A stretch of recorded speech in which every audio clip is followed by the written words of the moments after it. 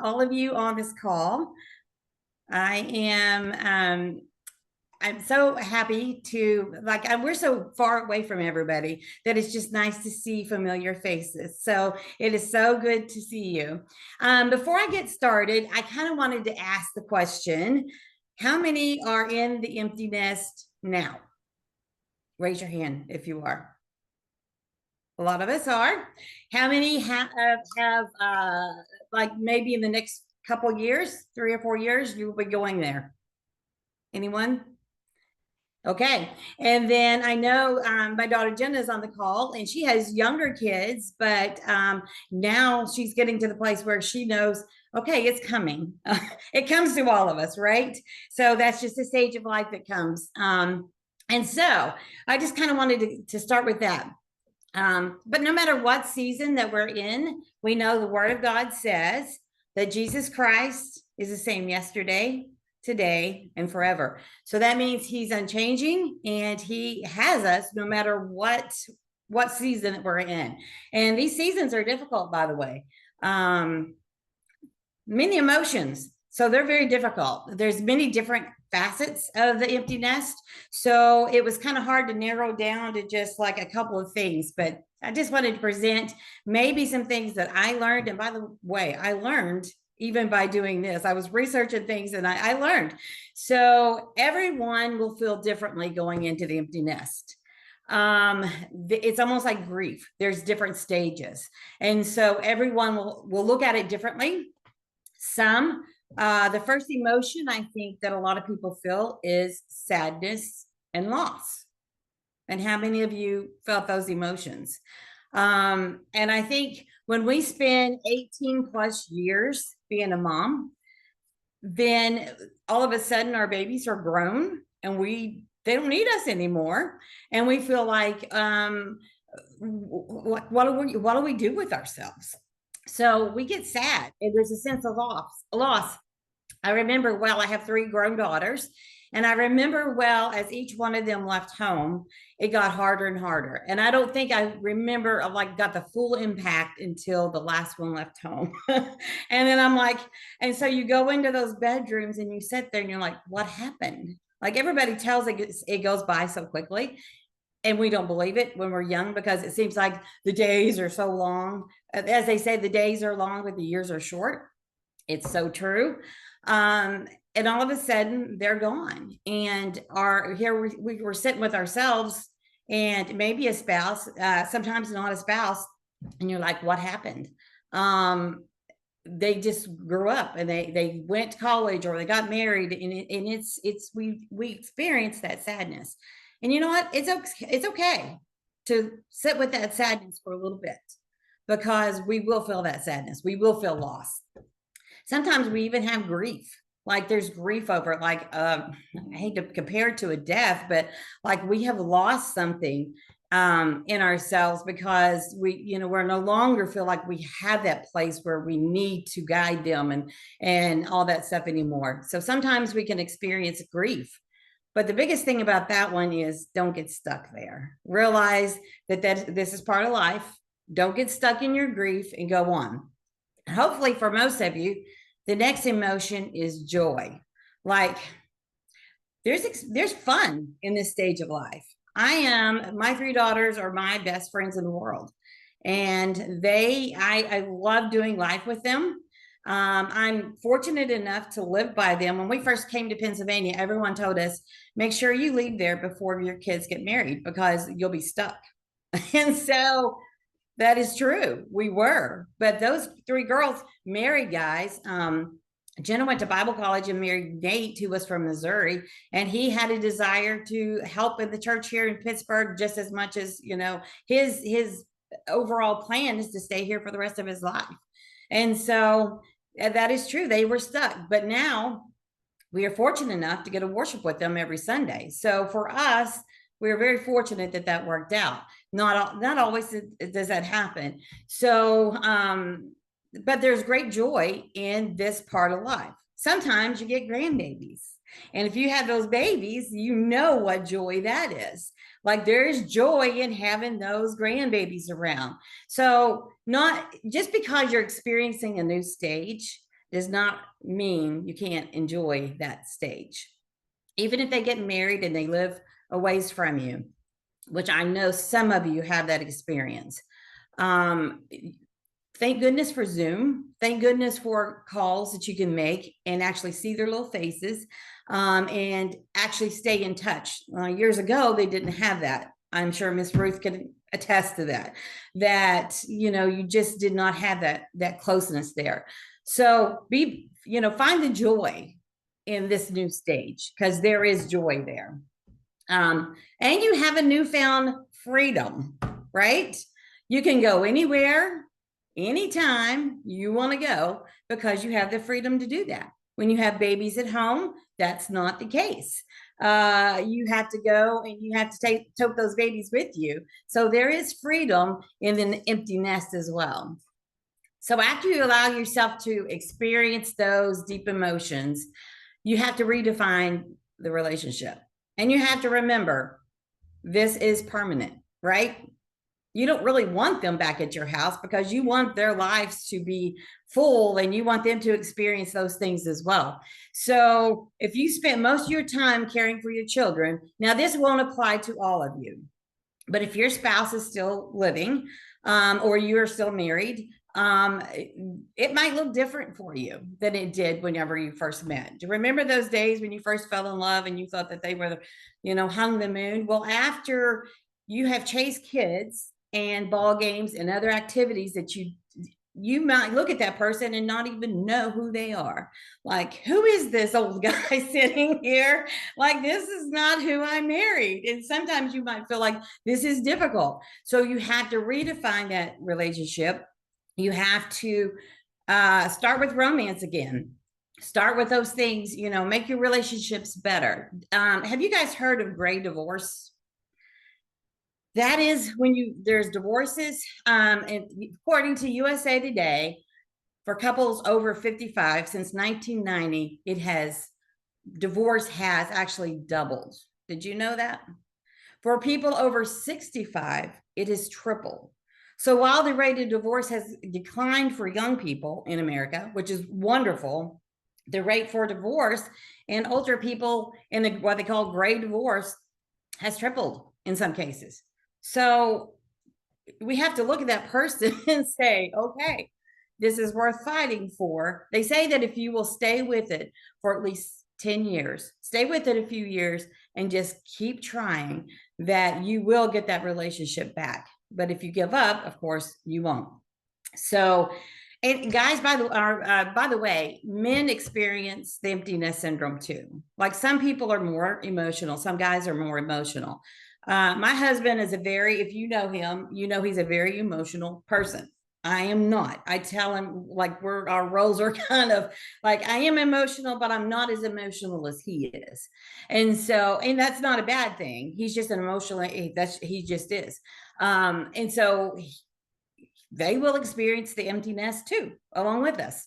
So sometimes we might think, what is wrong with him? What is his mood? Could be that he's experiencing some of the same things that you are. So, you need to redefine that relationship with your spouse. Romance needs to be rekindled, and just stay the course. So, start to date again. Do the things that you did when you were younger and you didn't have time after kids come along. You might have gone for those long walks whenever you were dating and you let those things slip. So do those things, have fun together again.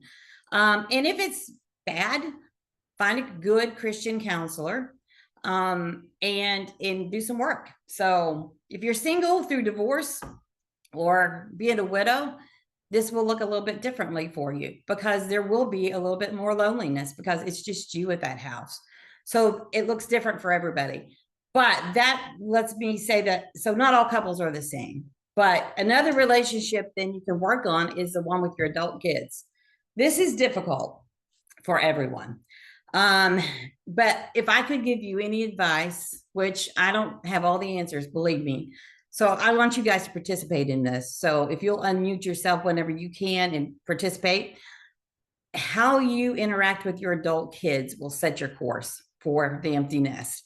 I have tried very hard to keep my hands off of things. Like, even though we live closer together, I try to leave them alone.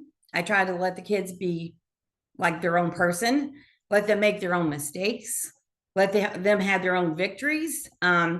I definitely don't tell them how to spend their money or what they should be doing. Even when it comes to spiritual things, there might be some things that you do not agree with. Like, you were like, I did not raise you like that.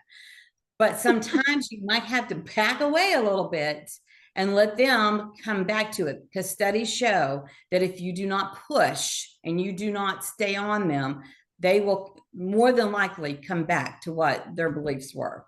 So sometimes, as hard as it is, you might have to bite your tongue. It's best to be quiet. Now, I need some input from you guys. What experience have you had here? Can you hear me, Pam? I can, Donna. You were talking about the seasons. We've been empty nesters for a while. Our boys have been married for quite a while, but God kind of just gave us a gift for the past year. I think I consider it a gift. Learning how to live with an 8-year-old and a 16 or 17-year-old again has been different.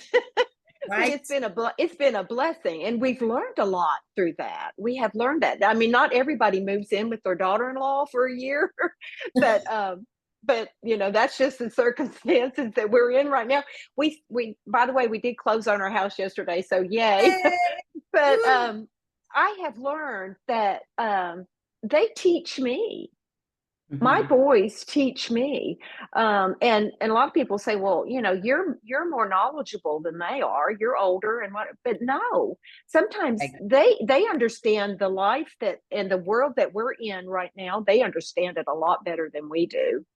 Absolutely. Like this communication stuff, like it goes way over my head, but they understand, and they give me wisdom. They teach me, and we need to be open to that, and because they're not always wrong. I agree.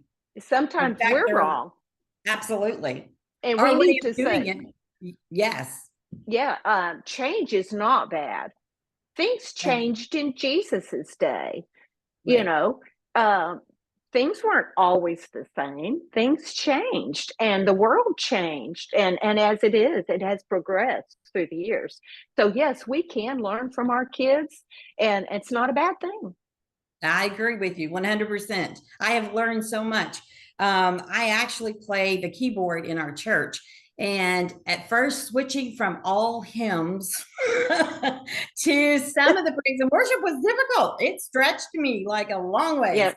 But I have learned that I love it, and I love the worship, and I love everything about it. And they have taught me so much. Yeah. And Pastor Nate, our son-in-law, actually, Jenna's husband, is our lead pastor now. And some of his ideas, we were like, oh, that's not going to work. And don't you know, they work great. And so sometimes we can learn so much from them. And because we're not always right.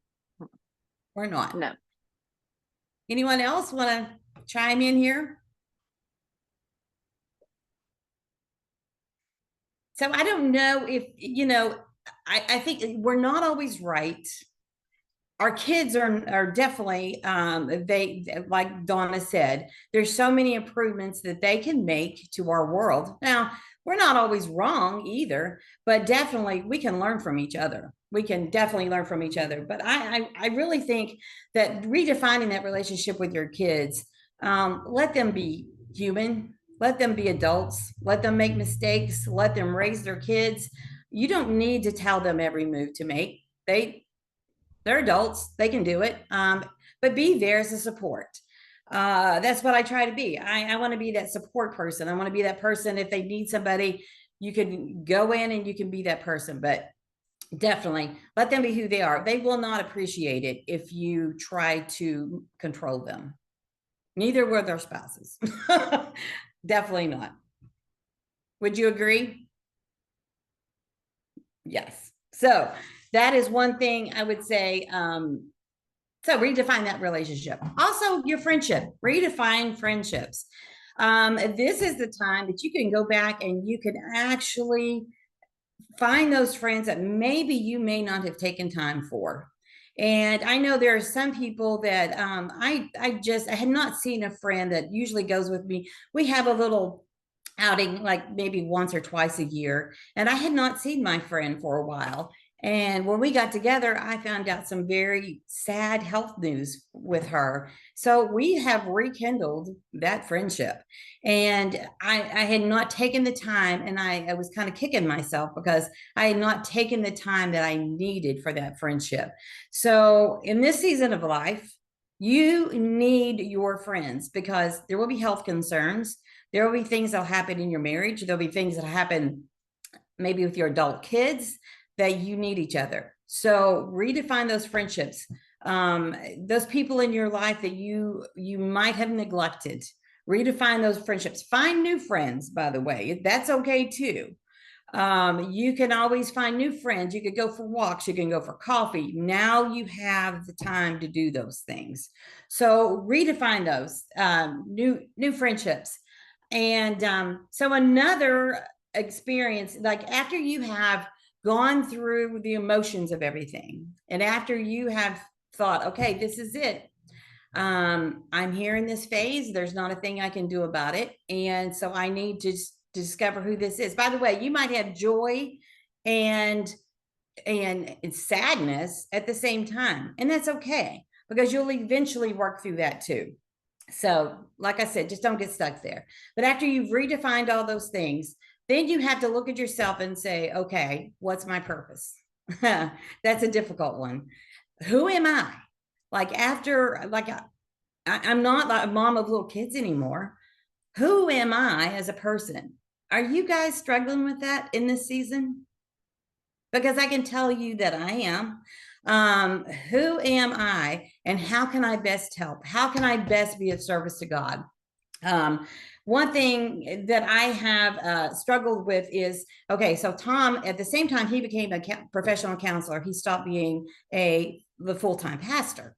So I felt like, you know, Jen is our full-time pastor's wife now. I help in every way that I can, but that role was different, looked different for me. And so I struggled with that because I'm like, okay, now how do I help in God's kingdom? Like I'm not a pastor's wife anymore. Like what am I? I'm a real estate agent. Yes, I enjoy my job. I love my job. um I'm that person, but that's not helpful in God's kingdom. That's how I felt. Well, there have been helpful things that come along through that, but I really struggle with that. Maybe that's something we need a class on too, Anna, is maybe like someday like full-time pastor's wives come to that place where like, all right, who am I now? I'm not that person, right, Donna? I mean, it's a struggle. And so so who are you? How do you define yourself? What is my passion? That's the next thing. Like, what are you passionate about? Are there some things in your life that I can tell you I love to travel? I would be a full-time traveler time in May, but I love to travel. So, what are the things in your life that you're passionate about? It might be that you're passionate about missions and you have the time now to take those short term mission trips. You may not sign up to go and live in Africa, but you can take those short-term mission trips and you can help in that way. And by the way, you are not too old to do that. You will never be too old to do those things in God's kingdom. I think for a long time, you might think, okay, I can't do those things. My kids have these activities. My teenagers can't do without me. I can't do those mission trips. Now you can. Now you can sign up and you could go to those places and you can help. If you don't do that, maybe your job provides you money to send people. And now, if you're passionate about mission work, you can do that. What can you do in your church that before you felt like you did not have the time to do? Like our church, we're not a huge church. So we volunteer clean our church. And so we have volunteers, and so I'm on one of the cleaning teams. I thought if I can do that, I can cook and I can clean. Those two things I can do. And so do the things that you can do in your church as a volunteer, because some of those things are important in God's kingdom, because other people, younger people, don't have time to do them. They're busy. They're loaded down with everything to do. So they don't have time to do them. We have time. We have the time to do that. Anybody want to talk about that? Some things that maybe you've done?